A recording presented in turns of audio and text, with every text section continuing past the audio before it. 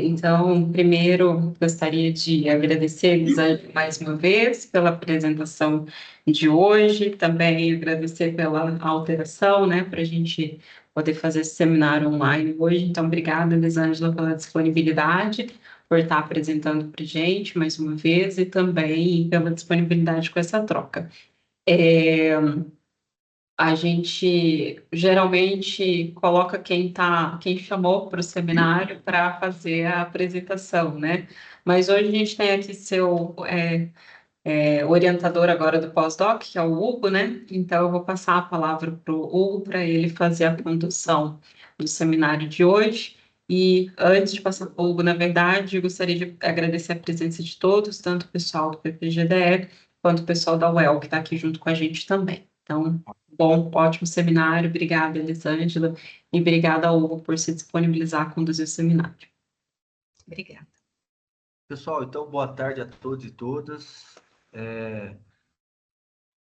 Eu sou supervisor da Elisângela só no papel, porque eu aprendo com ela todo dia. Ela é uma pesquisadora super experiente, né? Tem uma produção muito vasta, então eu aprendo com ela todos os dias, né? A Elisângela hoje ela vai apresentar um seminário. O título do texto que ela vai apresentar aqui é Estrutura Produtiva e Desmatamento nos Municípios Brasileiros, uma análise espacial para o período 2012-21. Né? É um texto que ela escreveu junto com os professores Felipe Orsolini e Alexandre Borsi. Então, passo agora... Bom, a professora Elisângela está fazendo pós-doutorado aqui na Federal, né, no PGDE, junto com a gente. Ela é professora do Departamento de Economia da UEM, Estadual de Maringá.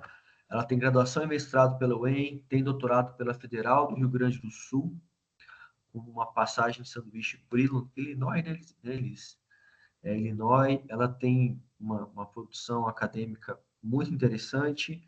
Ela pesquisa uma perspectiva teórica aplicada, temas associados à macroeconomia, desenvolvimento econômico. E então eu passo a palavra agora para Elisângela. Fica à vontade, Elisângela.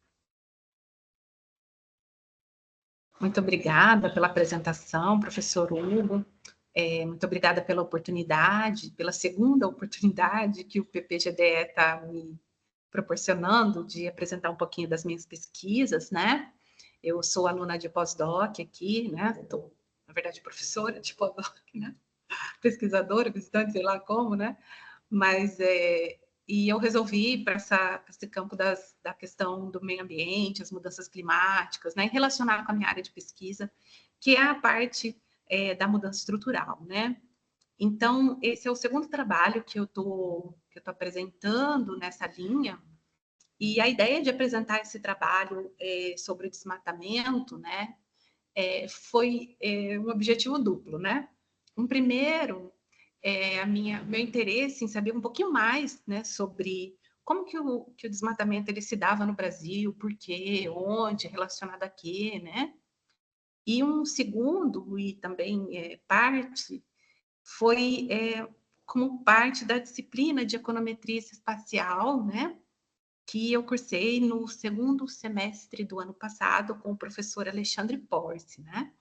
Então, eu fiz esse trabalho juntamente com o professor Felipe, com o professor Alexandre. É um trabalho preliminar ainda, né? É uma versão que a gente está trabalhando para poder posteriormente melhorar e submeter para algum periódico também. Então, é uma versão bem preliminar que a gente está apresentando hoje, né? Então, esperando receber contribuições para a gente poder, então, aperfeiçoar esse nosso trabalho. Então, o nome do trabalho é Estrutura Produtiva e Desmatamento nos Municípios Brasileiros, uma análise espacial para o período 2012-2021. Então, é um trabalho meu, do professor Felipe, aqui da UFPR, e do professor Alexandre Borsi. Então, iniciando ali no segundo slide, né, sobre a introdução, o objetivo, então, do meu trabalho é analisar a dinâmica espacial do desmatamento, né? O nosso período foi 2012-2021, condicionada à base de dados que a gente possuía, né? Porque foi uma base de dados em nível de município, então é uma base de dados bastante grande, bastante trabalhosa. e tem também a questão de mudança de municípios, então a gente acabou fechando nesse período para tentar, então, fechar, né, ajustar ali as questões metodológicas. Então, a ideia é investigar se existe alguma dependência espacial entre o desmatamento e a estrutura produtiva. Daqui a pouco eu vou falar um pouquinho sobre a questão da mudança da estrutura produtiva e o desmatamento, ou seja, se existe alguma forma de ocupação do solo ou de atividade econômica que favorece o desmatamento nos municípios.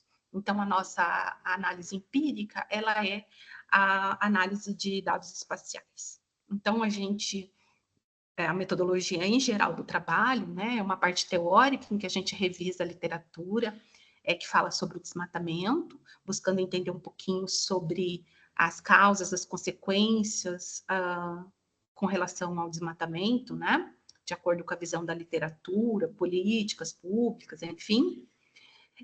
Um segundo momento, a gente faz uma discussão contextual para entender a evolução do desmatamento no Brasil e toda essa problemática que se desenha, né, no contexto atual, tanto pensando na economia brasileira, quanto pensando no cenário externo, né, que é um cenário que tem sido marcado pelas discussões acerca do clima, né, e o Acordo de Paris, enfim. E na nossa parte empírica, a gente faz, então, uma análise de dados espaciais. Então, a gente tem duas questões norteadoras da pesquisa. A primeira, né, é a seguinte, né, é possível a gente encontrar evidências de que existe dependência espacial do desmatamento entre os municípios brasileiros no período que a gente vai estudar, que é 2012 a 2021? Ou seja, se regiões que são desmatadas, né, elas são influenciadas ali por seus vizinhos, existe uma demanda espacial ou isso é um fenômeno aleatório, né? E, em segundo lugar, tentar entender se existe alguma relação entre a estrutura produtiva e o desmatamento nesse período. Então, passando para o próximo slide, eu vou falar, então, da estrutura do paper, né, com o objetivo de responder essas duas perguntas. Então, a nossa segunda sessão, ela fala dos aspectos institucionais, causas e consequências do desmatamento. A terceira sessão, ela mostra um panorama do desmatamento no Brasil. A quarta sessão é uma sessão de metodologia e a quinta sessão a gente discute os resultados e depois termina, tá? Então, passando para o próximo slide, vou falar um pouquinho das minhas motivações, né, ou justificativas para a pesquisa. Já falei algumas para vocês, né? Mas eu poderia ficar aqui vários momentos, né? São muitas as justificativas que falar sobre o desmatamento torna esse um tema relevante, né? Então, primeiro, reconhecidamente, o desmatamento ele apresenta efeitos perversos, né? Sobre a biodiversidade, sobre os serviços ecossistêmicos, sobre os regimes de chuva, mudança, né? Muita seca ou muita chuva, a degradação do solo, a vinculação a alguns tipos de doenças, né? Então, a literatura, ela retrata um monte vários desses fatos, né? Que estão relacionados ao desmatamento, que eu vou discutir um pouquinho depois, lá na segunda sessão, né?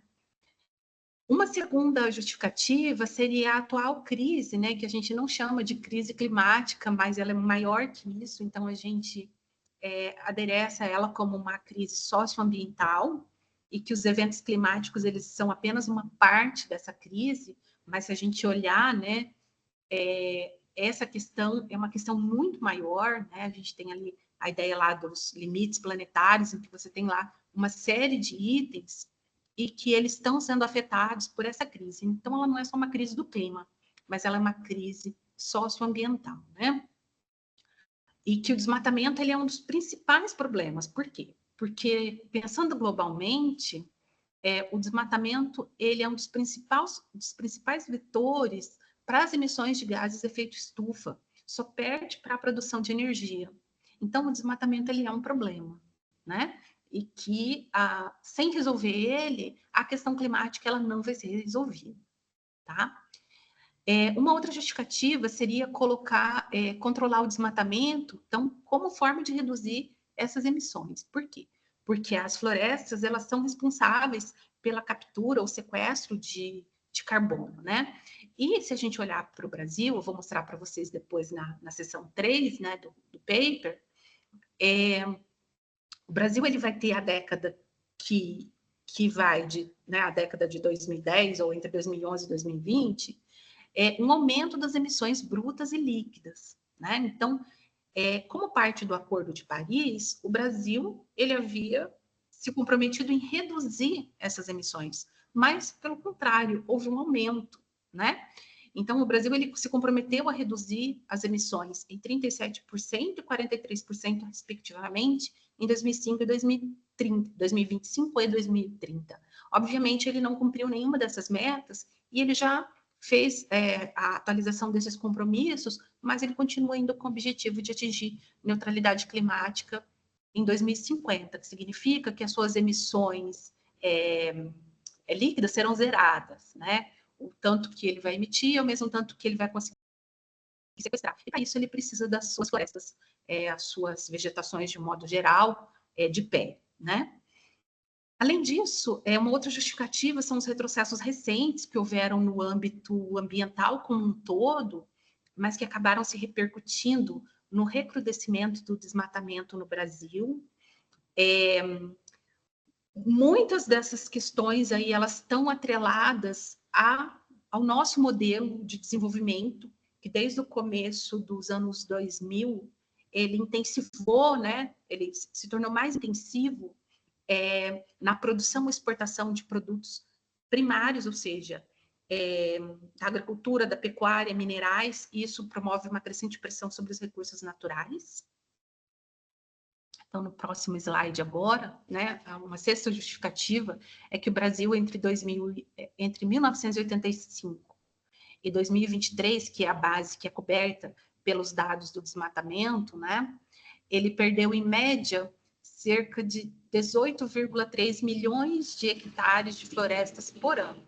Não é o tempo todo, é por ano. Tá? Então, a gente perde mais ou menos isso, um pouquinho mais, um pouquinho menos, todos os anos, né?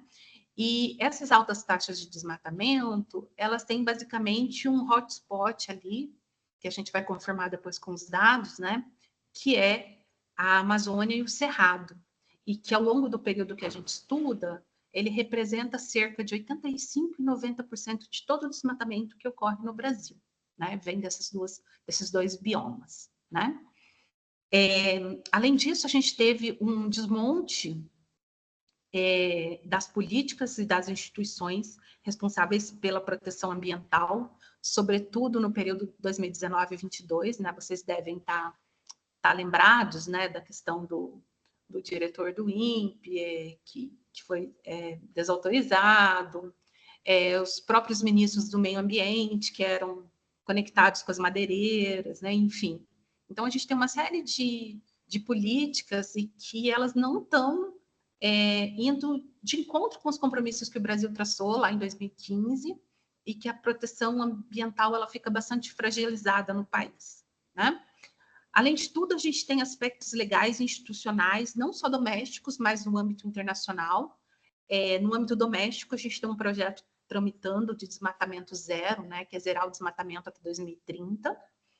E internacionalmente, a gente tem a lei da União Europeia, que já começa a valer para esse ano, que é banir importações não só de soja, mas também de outras commodities, que são provenientes de áreas desmatadas. Isso vai ser verificado via satélite a partir, então, se eu não me engano, do ano de 2021.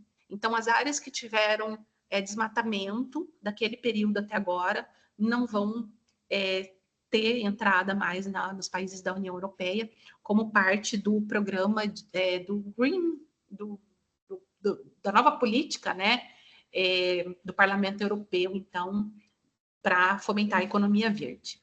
E, por fim, a gente tem objetivos da ONU, né, do desenvolvimento sustentável, com os quais os países se comprometeram, que são pelo menos 3, se a gente pensar em desmatamento, né, que é o Fome Zero e Agricultura Sustentável, mudança global do clima e vida terrestre. Então, todas elas são contempladas quando o desmatamento é evitado, né? Então, são várias as questões que colocam o desmatamento como um aspecto muito importante, que merece atenção, e por isso que, então, ele faz parte desse interesse de pesquisa do trabalho.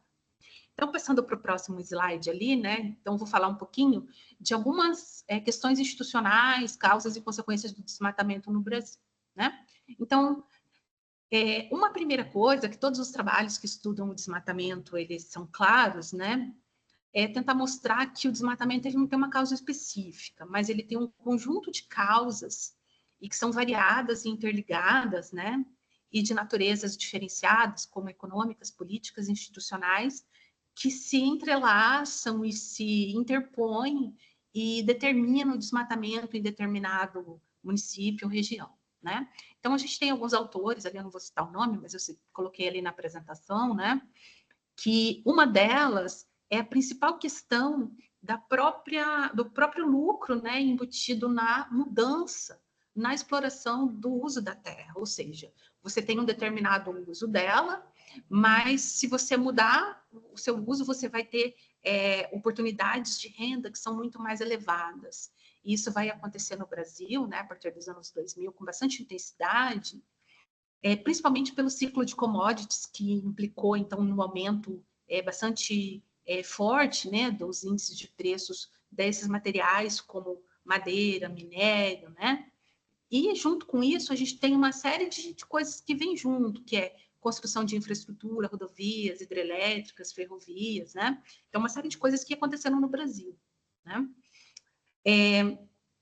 Então, a gente tem alguns autores que eles mencionam o preço de commodities, como soja e gado, e estudam como esses fatores estão relacionados ao desmatamento em algumas regiões, né?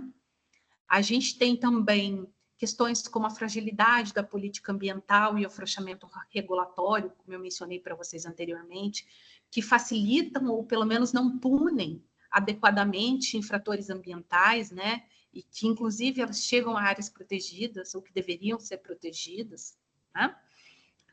A gente tem alguma discussão em torno de instrumentos fiscais e como esses poderiam ajudar a mudar aquele próprio cenário de tornar a terra lucrativa só pela exploração, mas você pode ter outras formas de tentar reverter esse cenário, né? Alguns autores eles falam sobre o ICMS ecológico, por exemplo, né? A gente tem outros trabalhos ali que também falam alguns aspectos institucionais, por exemplo, que o desmatamento ele não é uma coisa simples, mas ele pode ter várias etapas e vários caminhos, né? Começando, por exemplo, com uma abertura de estrada, que normalmente ela tem alguma atividade irregular por trás, por exemplo, garimpo ou madeira, né?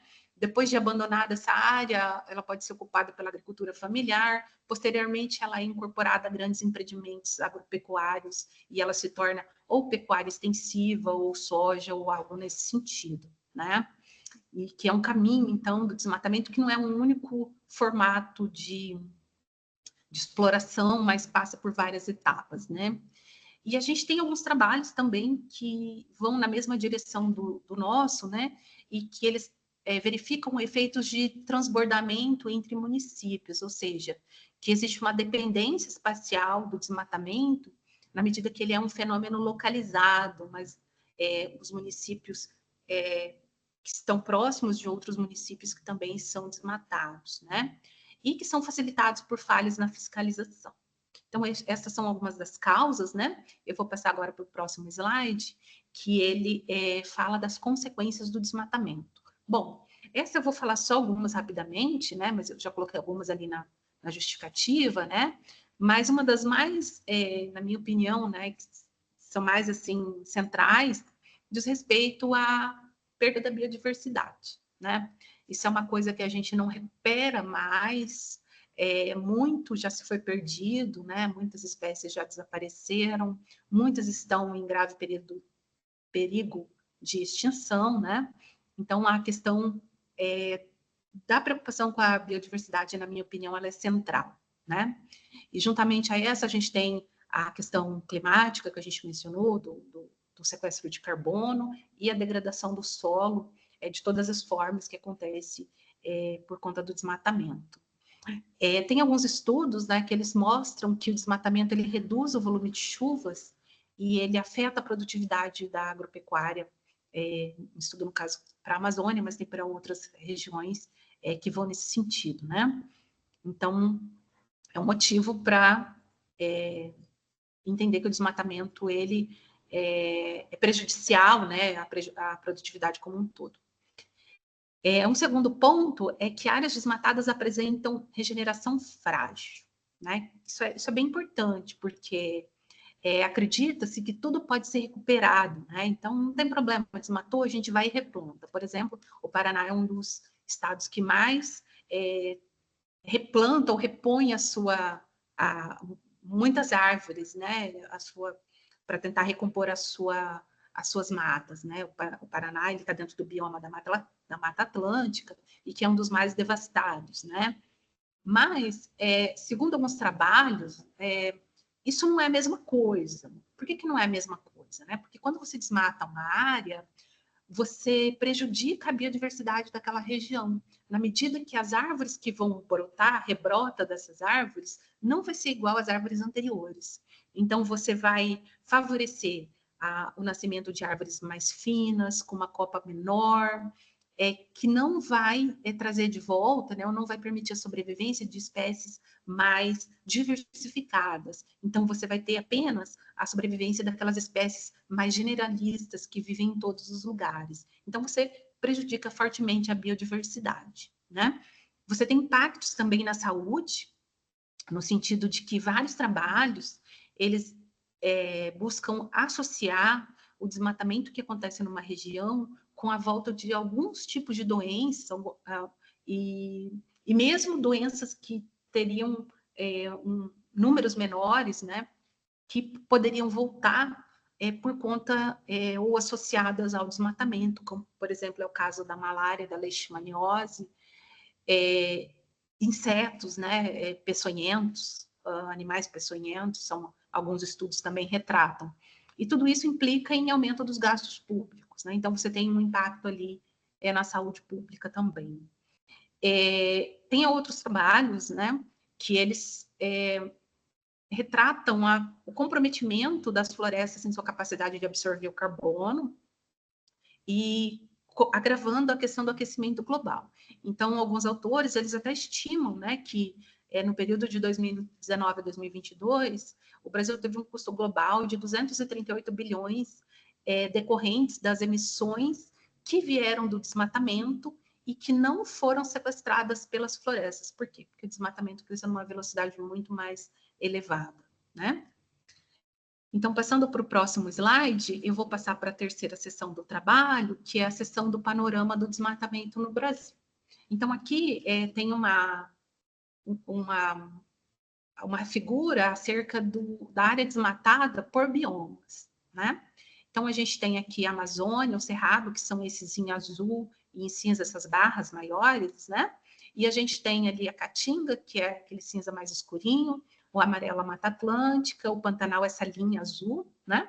E o total pontilhado, a linha preta lá em cima, o total, né? Então, primeiro a gente retrata um patamar bastante recorrente, né? A gente tem ali alguns momentos de queda, ali até 2012, por exemplo, a gente parece que tinha uma tendência menor de queda, depois a gente tem uma tendência de alta bastante forte, e que em 2018 ali tem um pico que não dá para entender muito bem, mas tem um outro ali depois da pandemia também, mas a trajetória ela segue ascendente ali, né?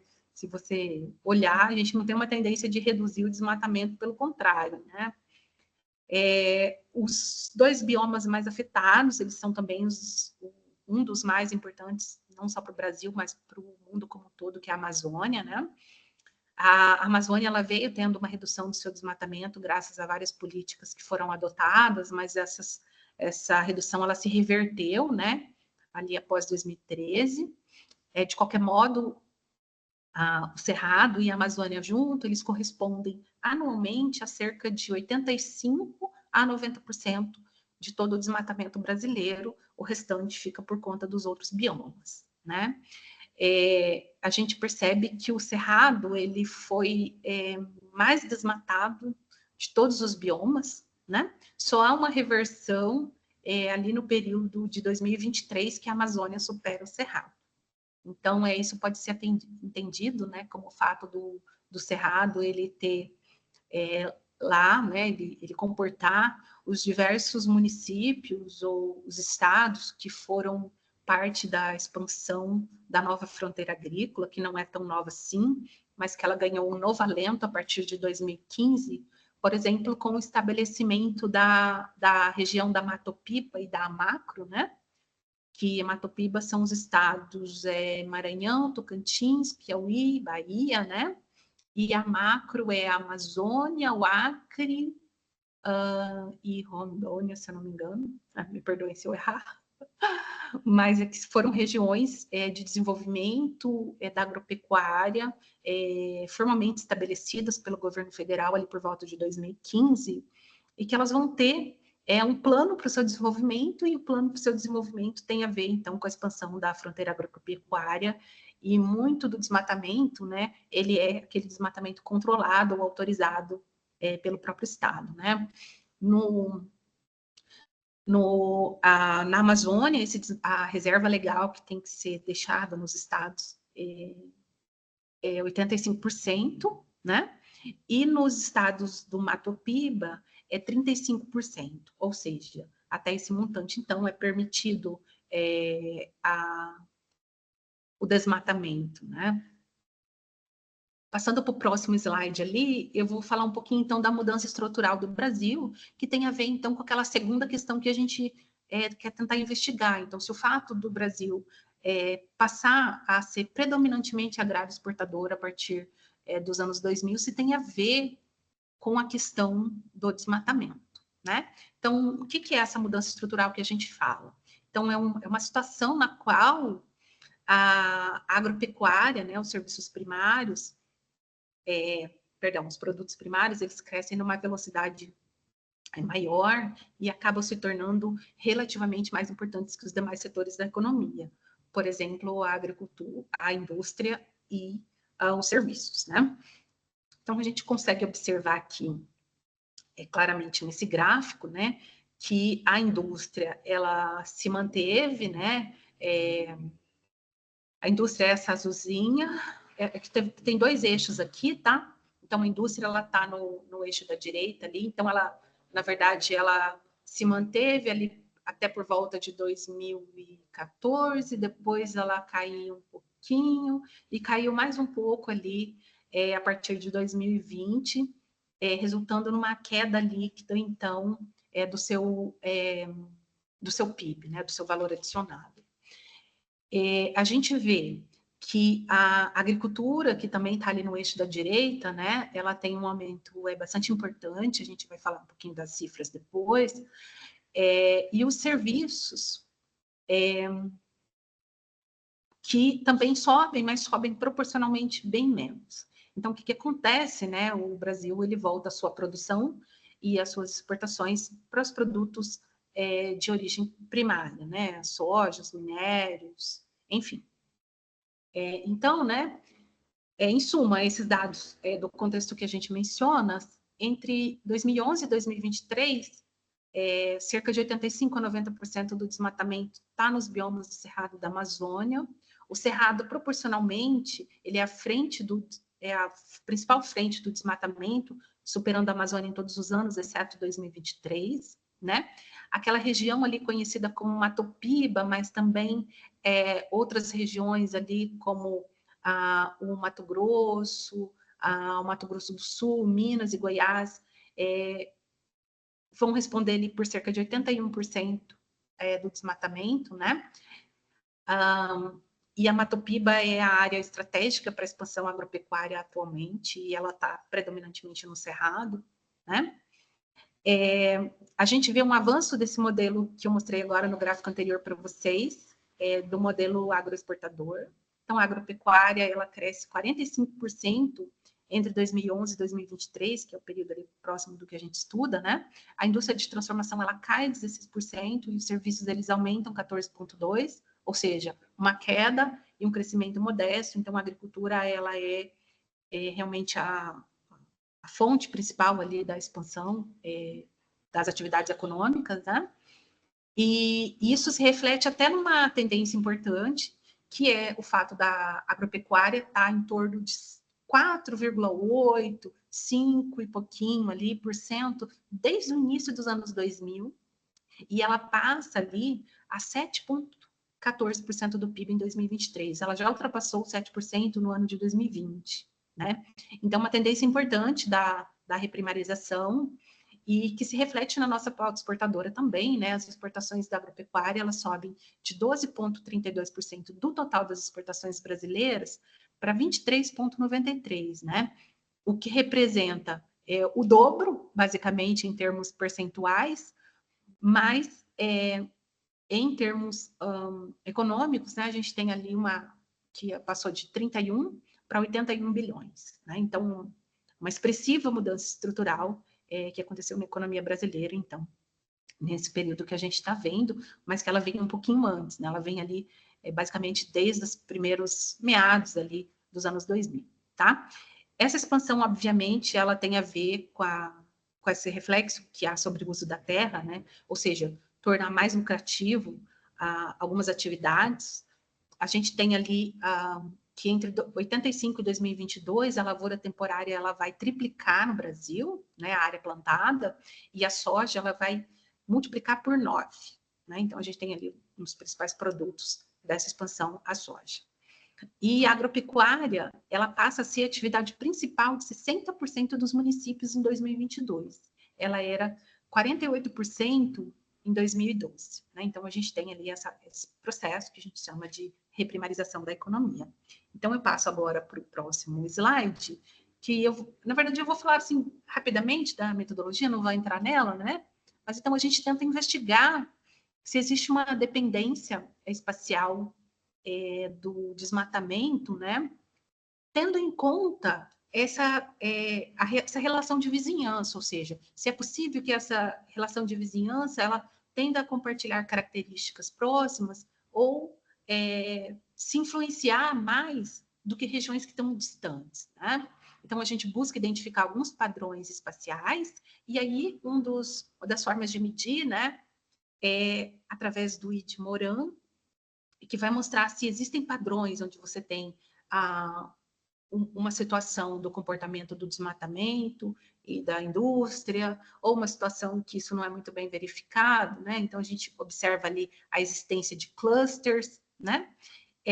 Na relação, então, entre a agropecuária, né, representada pelo seu valor agregado, e a agricultura. Então, a gente tenta verificar se existe uma relação entre o desmatamento e ele mesmo, e entre o desmatamento e essa mudança estrutural, que é representada, então, pelo aumento do VA da agropecuária, né, que é uma ideia de reprimarização, ou do VA industrial, isso diz para nós que não tem muito a ver a questão de qual atividade, mas que o desmatamento talvez ele tenha um outro tipo de dinâmica, né?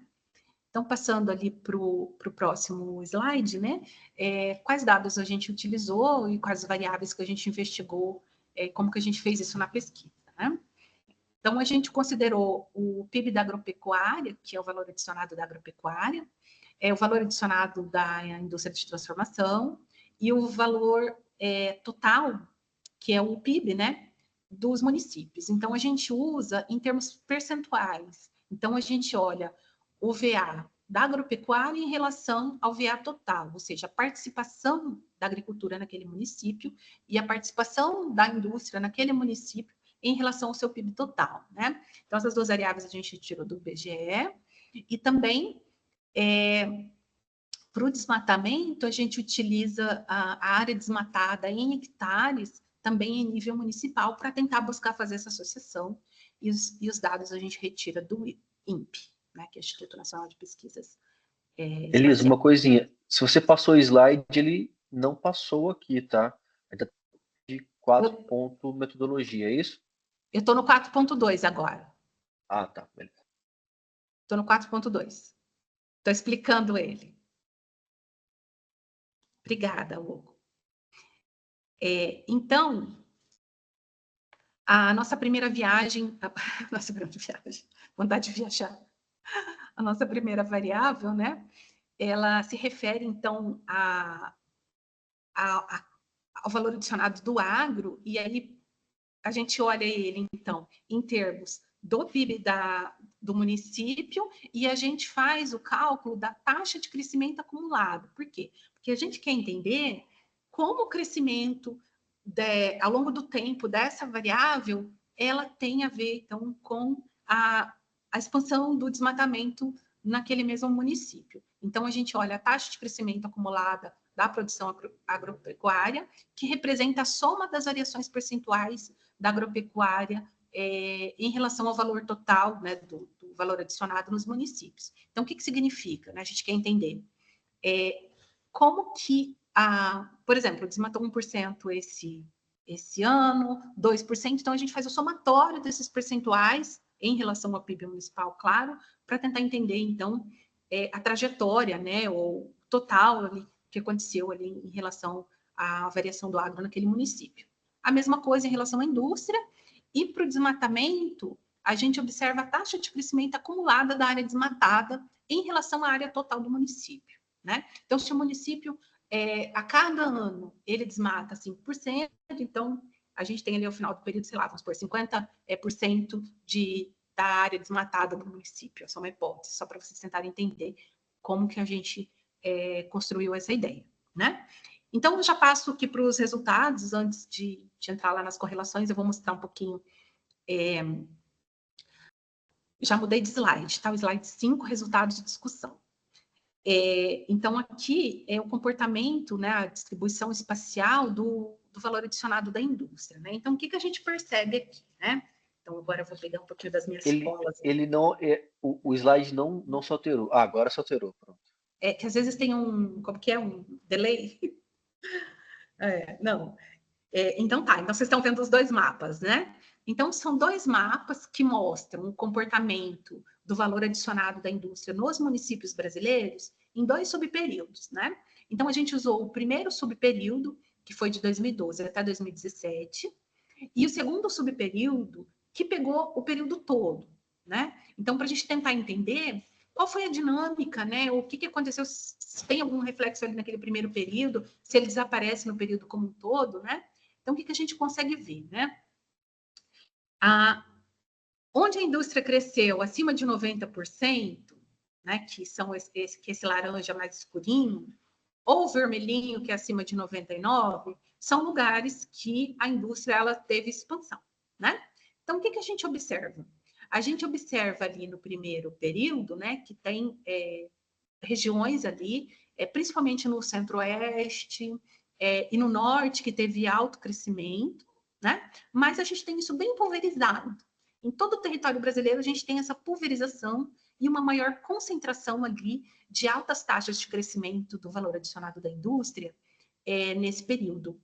O padrão ele dá uma modificada depois, ele desaparece ali aquele vermelhinho, que são taxas de 99% ou mais de crescimento, mas ele continua mostrando um padrão parecido, ou seja, o centro-oeste e o norte, ali um pouquinho do nordeste também, ele tem áreas de alto crescimento da indústria, né? Isso está associado a 2 interpretações. A primeira delas, né, que a gente pode tentar buscar explicações e até olhar específicos, alguns municípios, é que alguns municípios, por exemplo, que eram muito pequenos, eles recebem altos investimentos do setor industrial. A gente tem muito isso no norte, a gente tem muito isso no centro-oeste, né? E aí esses municípios, eles refletem um alto valor adicionado. Então, um exemplo que a gente tem, é até um vermelhinho que vocês vão conseguir ver ali no Paraná, no primeiro período ali, é o exemplo de Ortigueira da Klabin, né? É uma cidade bem pequenininha e que tem uma empresa imensa exportadora de papel e celulose. Então, a gente tem alguns casos parecidos também lá para o centro-oeste, para o norte e também para o nordeste ali. A gente tem alguns casos parecidos, né? De papel e celulose, indústrias agroalimentares, enfim, minerais. A gente tem alguns casos também, tá? Então, mantém um certo padrão ali, né? A gente pode tentar entender isso também um pouquinho daquela descentralização industrial dos anos 2000, né? Que ela vai não só em direção ao interior, mas ela também vai um pouquinho ali para o centro-oeste, para o nordeste principalmente, tá? Estou mudando de slide ali agora, então eu vou falar do VA da agropecuária.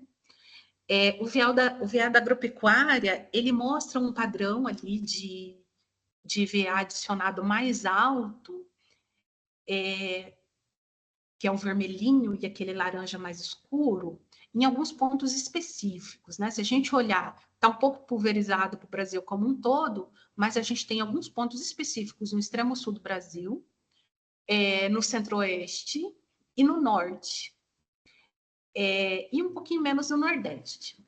Quando a gente vai para o período todo, ou seja, que pega aquela fase também depois de 2017, a gente observa que fez um arco ali do desmatamento bonitinho, né? Ela acompanha o movimento ali do arco do desmatamento na região ali do Mato Piba, que eu mencionei para vocês, e no extremo norte brasileiro, e ela se intensifica também no extremo sul, que é nos Pampas, e que depois eu vou falar um pouquinho mais sobre isso para vocês. Mas a gente vê, então, uma tendência, né, de conformação aí desse arco do desmatamento, que tem como predominância, né, o bioma ali do Cerrado, e como eu mencionei para vocês, foi um dos quais o desmatamento mais cresceu. Então, parte a expansão da própria fronteira agrícola e das políticas para isso, como eu mostrei para vocês, né, e também parte tem a ver com as obras de infraestrutura que se seguiram essa expansão da fronteira agrícola. Por exemplo, ferrovias e hidrovias, né, rodovias, tudo isso para poder escoar a produção nessas duas regiões, tá bom? Então, eu estou mudando de slide e vou falar agora do desmatamento, em que a gente vai olhar o comportamento dele no Brasil, né?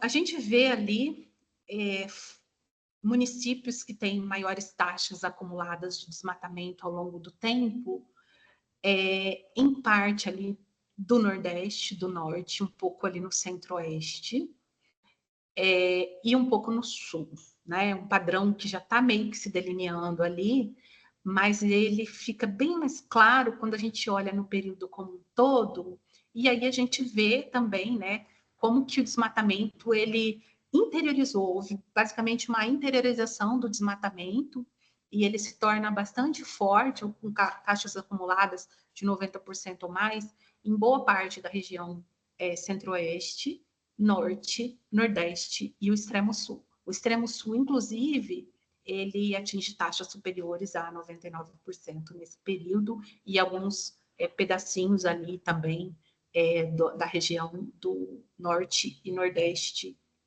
como eu mostrei para vocês, tá? Então, eu estou indo para o próximo slide, continuando nos resultados. Agora, a gente vai tentar entender um pouquinho se há correlação entre essas variáveis, né? Então, essa primeira, ela mostra se há uma autocorrelação espacial, ou seja, se há dependência da vizinhança em relação à indústria e ao desmatamento. A gente também faz isso para 2 períodos, 2012 e 2017, e depois para o período todo, 2012 e 2021.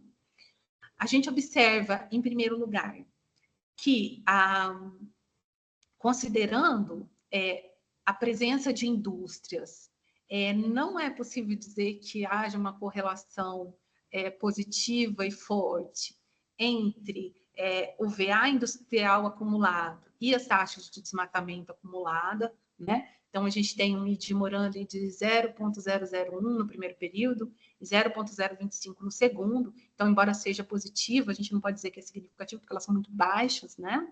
Então, é uma primeira observação que a gente conseguiu ver, embora a gente consiga ver alguns padrões, né, de alto, ou seja, locais onde você tem um alto VA da indústria, um alto desmatamento. Esses locais, eles estão ali na região norte e nordeste, como eu mostrei para vocês, um pouquinho do centro-oeste e no extremo sul, né?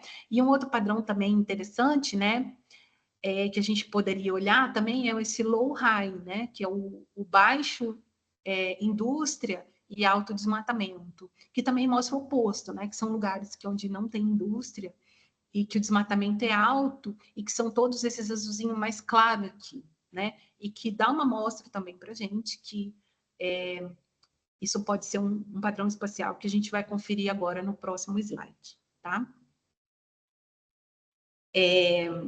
Então, Agora a gente vai falar, então, nesse slide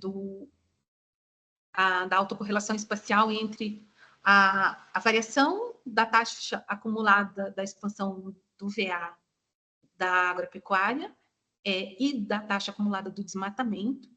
Então, a gente tem o período inicial ali, que a gente vê alguns clusters importantes, né? Que estão ali no norte, no nordeste, um pouquinho no centro-oeste e no extremo sul. Isso vai ficar bastante marcante no segundo período, no período como um todo, indicando que a gente tem um arco ali, né? O arco do desmatamento, né? Sendo atingido, a região da macro, que eu mostrei para vocês, e também é um fenômeno que a gente não sabia quando a gente começou a fazer o trabalho, e que é um forte desmatamento de um dos menores biomas brasileiros, que é o Pampa, né? Então, isso começou ali por volta de 2014, quando os campos sulinos, que são praticamente aquelas gramíneas, né, vocês já devem ter visto, né, bastante, eles começam a ser substituídos por culturas, como a silvicultura, né, plantio de eucalipto, pino e até mesmo a soja. Isso provoca um desmatamento bem acelerado nessa região, né? E o Pampa, ele se torna relativamente o bioma mais desmatado, mais ainda do que o Cerrado e a Amazônia em termos relativos, né? Ele é pequenininho, ele cobre menos de 3% do território nacional, mas ele é um bioma muito diverso, ele tem muitas espécies lá. E esse desmatamento, ele acaba encontrando um terreno fértil para acontecer, por quê? Porque tem pouquíssimas áreas de preservação ambiental. Então, em tese, né, o desmatamento lá, ele não encontra grandes dificuldades em termos ambientais e em termos dos órgãos de proteção, né, ambientais, tá? Então, o último ali, né, o último dos slides dos resultados, ele mostra uma questão bem importante, né, que é a relação do desmatamento e a sua dependência espacial dele mesmo, né? Então, o que a gente observa? Uma dependência espacial alta no primeiro período, né? 0,72, o que indica que regiões onde o desmatamento é alto, ou tem altas taxas de desmatamento acumuladas, elas são vizinhas de outras que têm esse mesmo padrão, né? E a gente percebe clusters de padrão alto-alto, né, em regiões importantes ali do centro-oeste, do nordeste, e também no sul do país.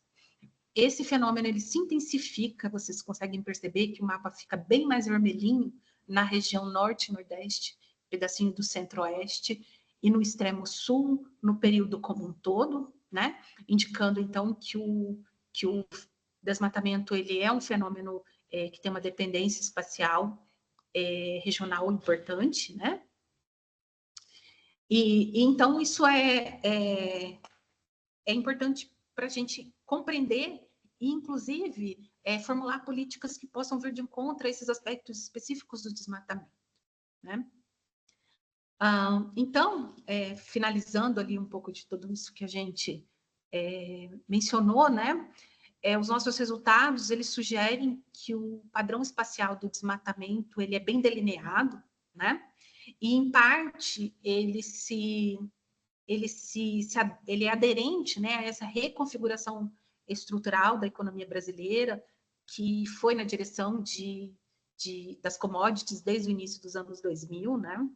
Mas ele tem um forte entrelaçamento com fatores políticos e institucionais. Então, por exemplo, uma boa parte do desmatamento que acontece no Mato Piba, e mesmo na macro, ela é um desmatamento que tem respaldo legal, né? Ou seja, tem lá no paper, né? Um paper que a gente está fazendo ainda, então não disponibilizei, mas se depois alguém tiver interesse, né? Eu posso passar. Mas 15% de todo o desmatamento, de todas os alertas confirmados de desmatamento, eles têm alguma autorização legal, ou seja, 15% do desmatamento, a gente fazendo uma análise por cima, né? Pode ser mais ou menos, ele tem autorização para acontecer. né? Então, essas regiões, que elas são regiões de desenvolvimento, elas estão na fronteira do desmatamento, e esses fatores político-institucionais, eles são importantes, tá? A gente tem, então, esses estados ali que estão no front, que é os estados do Mato Piba, da Macro, mas a gente tem também o Pará. O Pará, ele é um dos estados que ganhou nos últimos anos, principalmente a partir de 2020, muitas licenças para garimpo. Então, o garimpo, ele é um dos fatores de forte pressão sobre a mata nativa, né? E a gente também o Mato Grosso, que ele é um dos principais emissores de gás de efeito estufa, que também é um dos maiores desmatadores ali, né, do Brasil. A surpresa para a gente no artigo, que chamou a atenção negativamente, foi o caso do Extremo Sul, né, que é o bioma do Pampa, que pega ali uma boa parte do Rio Grande do Sul, que tem sido um dos mais devastados, né? Então, a falta de proteção ambiental, ela se une com essa mudança estrutural, que é o lucro por você produzir essas commodities, né? E a terra se devasta fortemente, né? Inclusive, né? Várias pesquisas estão sendo feitas, que está acontecendo um processo de intensificação bastante intenso de transformar em areia, eu perdi a palavra agora, mas os solos, né, dos campos sulinos, eles estão se tornando arenosos, ou seja, se desertificando por conta dessa ocupação irregular, não vamos chamar de irregular, né, porque pode ser que seja regular, mas inadequada para o padrão do bioma e da sua preservação, né? Por fim, então, como questões de políticas, né? A gente acaba por concluir no trabalho que um conjunto amplo de políticas ele é fundamental nesse momento, né? Políticas de conservação, políticas ligadas à agroecologia, e um que eu particularmente acredito, né, que é acabar imediatamente com a expansão da fronteira agropecuária, ou seja, ninguém mais pode desmatar, quem desmatou até agora desmatou, quem não desmatou não vai desmatar mais. O que precisa ser recuperado precisa de uma ampla um amplo apoio, né? A gente tem muitas instituições de apoio no Brasil e que elas são muito importantes, elas foram para nossa para o desenvolvimento da nossa agricultura, elas podem ser novamente para um modelo mais sustentável, né? Baseado na agroecologia. Vários estudos são desenvolvidos e mostram que você pode ter lucro sem ter um modelo tão predatório, né, dos recursos naturais. E, por fim, também, né, não há que se prescindir de uma reflexão sobre o nosso atual modelo, né? A gente tem um modelo que entrega muito dos nossos recursos ambientais.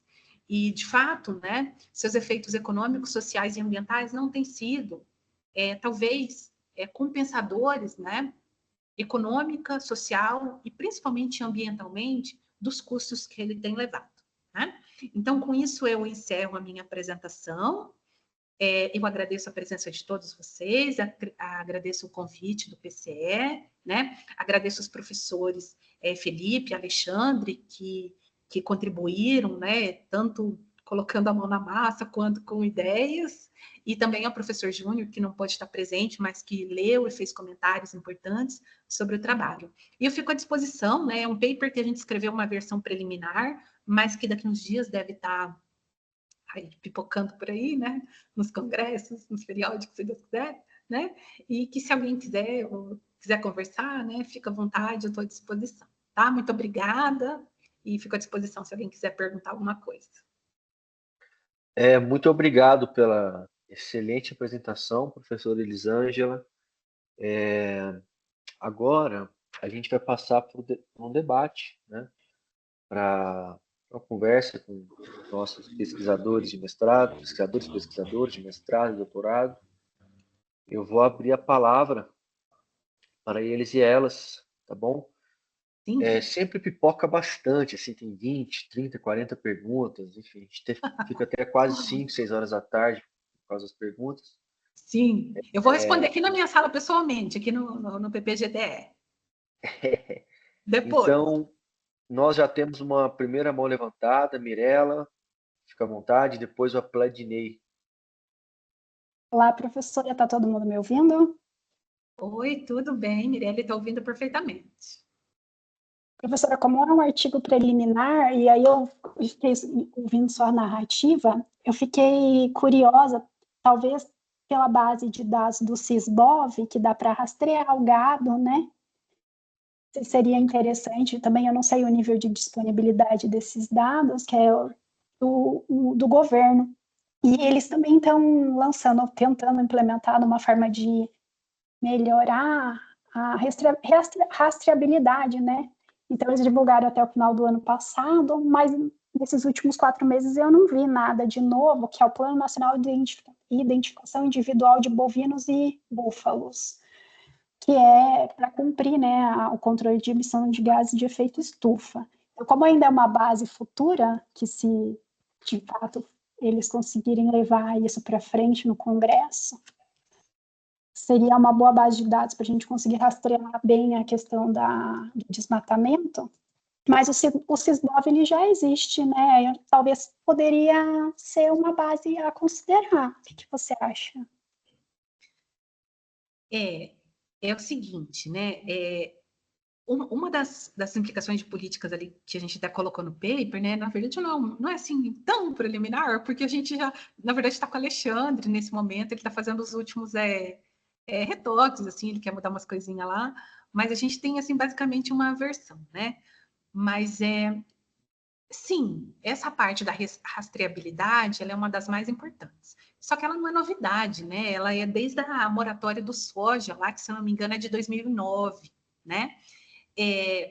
Ela é feita, pelo menos com relação ao desmatamento, por exemplo, né? Ela é feita via satélites, da mesma forma que o MAP Biomas e que o INPE, eles registram o desmatamento. Então, você olha para a fazenda daquela pessoa, né? Você olha para a fazenda daquela pessoa.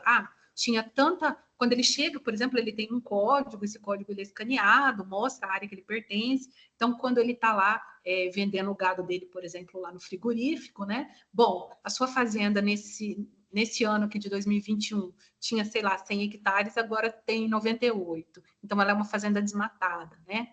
Então, é relativamente simples esse processo, né? Ele já existe, mas ele deu um pouco certo, né? A moratória do soja, ela deu um pouco certo, tanto é que a gente viu aquele efeito importante, né? Na Amazônia, da queda do desmatamento lá. Então, em grande parte, né, vários trabalhos atribuem a questão da moratória do soja, né? Mas depois teve muita coisa que aconteceu, e aí o desmatamento ele voltou de novo. O plano da União Europeia de não comprar carne ou soja ou café de área desmatada, ele começa a valer a partir desse ano. Então, a partir de agora, acho que a gente vai começar a poder ter acesso a esse tipo de base, eu acredito, né?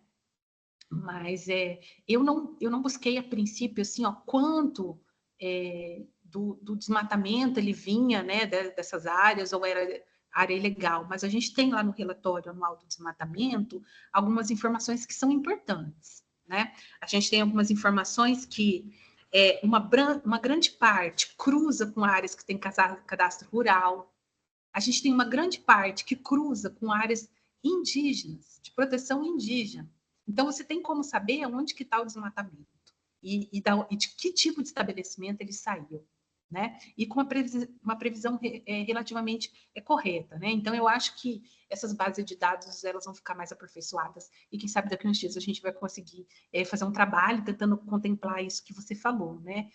De mostrar essa rastreabilidade e se ela está tendo algum impacto, né, em termos de reduzir o desmatamento, assim como a moratória do soja e a moratória do gado deram ali algum resultado inicial, né? Obrigada pela pergunta, não sei se eu contribuí com a resposta. Certo, muito obrigada. Com certeza. Obrigada, professora. Obrigada a você pela pergunta. Pledinei, fique à vontade. Olá, boa tarde, me ouvem? Oi, sim. Então, tá bom. Primeiramente, parabéns pelo trabalho aí, a toda a equipe. principalmente a você que está apresentando, claro. Obrigada. Você fez alguns comentários no início sobre a perda de resiliência da terra, perda de biodiversidade, né? E, de certa forma, isso a gente acaba percebendo, como você falou também, na perda de diversos serviços ecossistêmicos.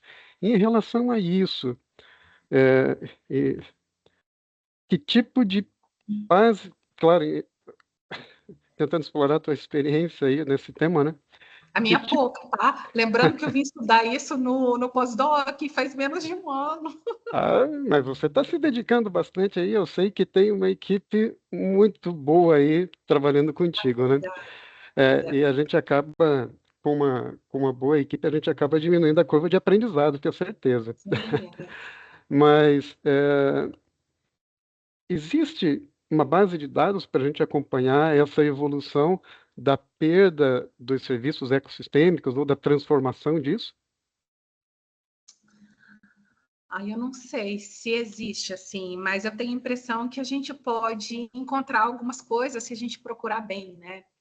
Quando eu estava fazendo o trabalho, que não é esse o foco, mas assim, eu li alguns trabalhos, né, de alguns estudos, por exemplo, que falavam sobre o garimpo no Pará, né? Então, foram feitos assim vários estudos mostrando que algumas estavam um grande impacto, né, nos rios assim ali da região e que várias crianças já tinham síndromes, crianças indígenas inclusive, por acumular mercúrio, por exemplo, né?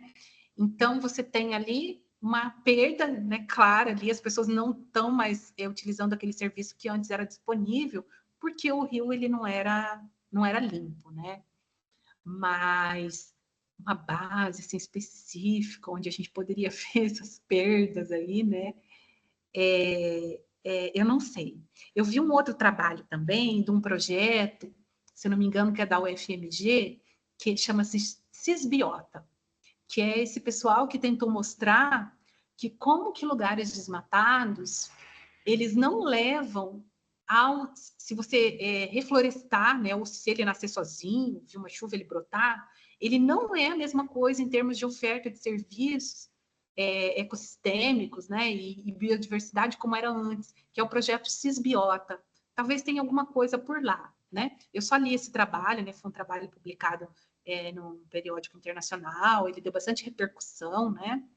E que também ele mostra isso, né? Ele mostra que há uma perda muito forte desses serviços e da biodiversidade em áreas desmatadas, ainda que essas áreas elas voltem a florescer. Então, talvez seja uma fonte, talvez, de pesquisas futuras sobre isso, né? Mas eu gostaria de fazer alguma coisa sobre isso também, né, Pladinei? E se houver alguma base sobre essa questão, eu vou descobrir, tá? E obrigada pela sua pergunta, tá bom? Meus colegas de turma, a Mirella, o Apledinei, né? Todo mundo aqui das turmas, das aulas do ano passado. Pessoal, alguém tem mais algum comentário? Eu falei que ia pipocar um monte de perguntas, que a gente ia ficar até às 5 da tarde. Pois ainda 3 horas. Bom, enquanto o pessoal perde timidez aí, Elisângela, professora Elisângela, eu acho que seminários eles são muito legais para a gente estar sempre entrando em contato com novos temas, para a gente ver algumas possibilidades, etc. E eu adorava, né, ver os seminários lá quando eu fiz doutorado, aqui também, na medida do possível, eu acompanho alguns seminários que eu acho muito interessantes. Eu achei o seu seminário muitíssimo interessante, né? Então, diante dessa coisa que os seminários abrem a cabeça, né, da moçada que está no mestrado, doutorado, etc., tem, tem, uma, tem um comentário, né, que é um comentário barra pergunta que eu gostaria de saber, né, qual que é a sua opinião. Primeiro, olhando os dados que você apresentou aí, de desmatamento, né, de taxa acumulada, etc., eu vi, assim, né, num olhar muito cru, assim, rudimentar, que me parece pode ter alguma relação daquele desmatamento, daquele padrão espacial de desmatamento, com a expansão da malha rodoviária. Sim. Né? Eu sei porque eu estou com esses dados por município, né, de ano a ano, da expansão da malha rodoviária, e me parece que, além da estrutura produtiva estar conectada com isso, que aquele grande debate, né, onde tem estrada, o progresso chega, mas onde o progresso chega o desmatamento junto. Então, tem vários grupos sociais que são contra, por exemplo, que você tenha rodovias cortando ali território da floresta amazônica e por aí vai. Então, tem esse debate, né? Então, é meio que um comentário, barra sugestão, esse primeiro. E o segundo ponto é que, olhando assim, de maneira muito rudimentar, muito sem teste nenhum, só olhando o padrão espacial apresentado por você, tem uma variável que é a concentração, índice de concentração fundiária, né? Que é um índice de Gini calculado para as propriedades rurais, que a literatura aponta que essa variável ela representa o poder político da classe que eles chamam de coronel, né? Do coronelismo. Então, quanto mais concentrado é a concentração fundiária, mais concentrado é o poder político em países com instituições que existe uma elite agrária, né? Na mão de poucas pessoas. Então, quando você tem essa configuração política, isso implica, né? Isso é o modelo lá do Acemoglu, implica que você tem que todo o aparato político institucional do município é voltado para poucas atividades econômicas, atividades as quais são as pré-existentes, né? Como como atividades associadas à exploração de recursos naturais. Então, eu gostaria de saber, assim, seu palpite, se você acha que tentar associar essa coisa de poder político, né, coronelismo, etc., com desmatamento e essa expansão das rodovias, se isso também pode estar associado ao desmatamento, enfim, gostaria de saber a sua opinião sobre isso, esse ponto, se você acha um caminho promissor, tá bom? E obrigado pela apresentação. Tá. Muito obrigada pelo comentário do professor Hugo, os dois, sem dúvida, muito interessantes, né? Eu discuti alguma coisa sobre a questão da infraestrutura no paper, né? Tanto é que eu cito nas áreas que teve na hora que a gente está falando lá do crescimento da agropecuária, né, nos municípios, eu cito também municípios que têm elevadas taxas de expansão da agropecuária, mas também ali, principalmente quando você tem ali a região do Mato Piba instituída, você tem a retomada de diversas obras de infraestrutura. Então, de fato, onde elas vão, obviamente, existir, por quê? Porque você vai precisar, você vai plantar, como que você vai escoar para o porto?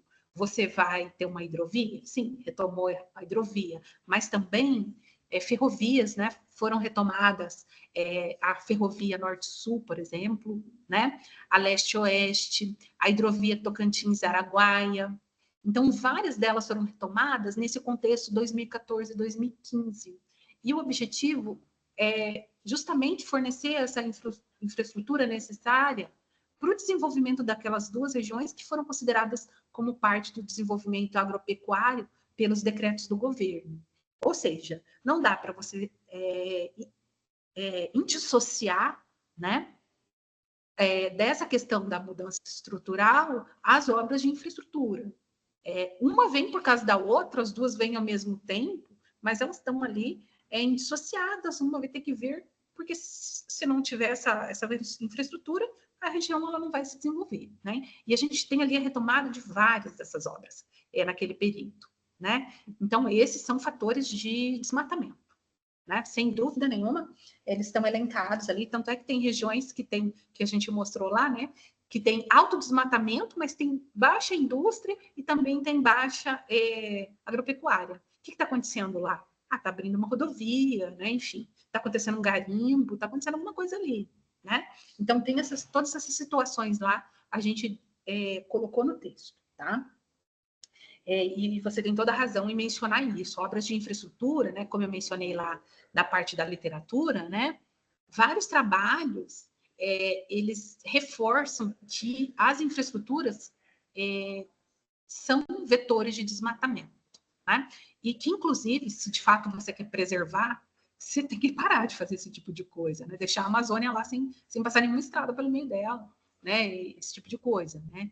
Então, os defensores ambientais mesmo, eles são completamente contra. Por quê? Porque sabem do poder dessas obras de infraestrutura em termos do impacto ambiental, e o desmatamento ele é um dos primeiros, né? O seu segundo comentário sobre o índice de concentração fundiária, a gente não pensou em usar no trabalho a princípio, né? Mas também a gente não tinha muita informação sobre ele, mas é certamente uma variável que teria muito interesse em, de repente, tentar associar a questão do desmatamento, né? Então, eu mencionei que uma boa parte dos desmatamentos, dos alertas confirmados de desmatamento, né? Eles estão associados àqueles CAR, né? Que é o Cadastro Rural, esqueci o nome lá, né? Que é o Cadastro Rural, enfim. Ou seja, eles são uma propriedade. CAFIR. Acho que é isso aí. E aí, então, se você tivesse essa informação, né, desse índice, se é mais concentrado ou não, né, se são propriedades muito maiores que existem, ou se são pequenas propriedades, enfim, eu acho que seria uma questão bem importante, né, para a gente tentar entender. Desde já eu agradeço, né, essa sua dica que você deu para a gente, né, que eu vou tentar dar uma olhada nela e ver que base, que tamanho que a gente tem, né. Imagino que deve ter, talvez, ser uma variável censitária, talvez, né? Mas a gente pode tentar dar uma olhadinha nela. Tá bom? Obrigada pelos seus dois comentários excelentes. Eu tenho esses dados, depois eu te passo. Bacana, a evolução bacana. da malha rodoviária por município e o índice de concentração fundiária. Eu tenho isso já calculado, te passo depois. Bacana, vou gostar muito. Vou gostar muito. Legal. Obrigada. Bom, alguém mais gostaria de comentar, fazer alguma pergunta? Fique à vontade. Dou-lhe uma, dou-lhe duas, dou-lhe três. Eu acho que, bom, é isso. Agora eu passo a palavra para a professora Kênia, né, para encerrar o seminário. Elis, muito obrigado. Obrigada, Ana. Prazer sempre te ouvir. Obrigada, Elisângela. Obrigada, Hugo.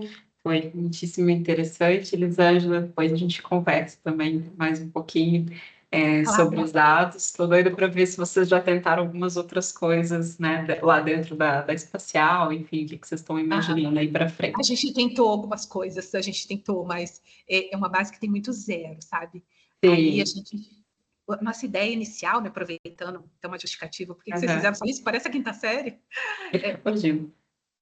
Que a gente é uma base que tem muitos zeros, né? Então, como eu disse, eu queria ter essa visão global do desmatamento. Então, assim, foi meio que uma ideia tentar ver como que o desmatamento era no Brasil, né? Mas você tem muita região que não tem vizinho, então você não consegue fazer muita coisa, né? Então, assim, que não tem vizinhos que desmatam. Não tem, você não consegue fazer associação espacial, porque há regiões para as quais não há vizinhos, né? Você tem muito zero na base, né? Então, a maioria das coisas é zero, certo? Aqueles hotspots lá, que não é zero, né? Mas a gente está ainda no processo de tentar fazer algumas melhorias, mas é uma base, assim, um pouco unfriendly, né? Mas, a princípio, assim, eu acho que ela cumpriu com essa parte inicial, que foi tentar a gente ver como que é o panorama do desmatamento no Brasil, né? Eu acho que nenhum dos trabalhos que eu olhei tentou fazer isso. Uns pegam o Cerrado, outros pegam a Amazônia, a maioria pega a Amazônia, pela importância da Amazônia, né? Mas, por exemplo, o Pampa, quase ninguém estuda, né? E é muito importante. O Brasil inteiro, ninguém estuda, né? Eu acho que até pela dificuldade de trabalhar com uma base assim, tão imensa, tão trabalhosa, né? Mas é isso. Mas eu Eu aceito todos os seus comentários, são bem-vindos, tá? Legal, ótimo. Então, obrigada mais uma vez, Elisângela. Da próxima vez, espero que estejamos, né, presencialmente aqui para assistir o também do seu pós-doc. Pessoal, então, muito obrigada a todas e todos pela participação de hoje. Na próxima semana, a gente vai ter novamente um seminário online. Vai ser com o professor Guilherme Zambaldi. O Guilherme está como professor substituto em Juiz de Fora, mas ele fez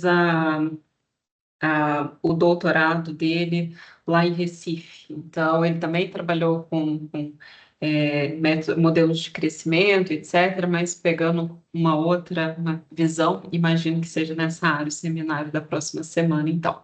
Então, aguardo todas na próxima semana, a gente vai estar aqui de novo nessa mesma equipe e envio o link para vocês na véspera. Abraço, pessoal, até mais, obrigada. Obrigada, gente, tchau.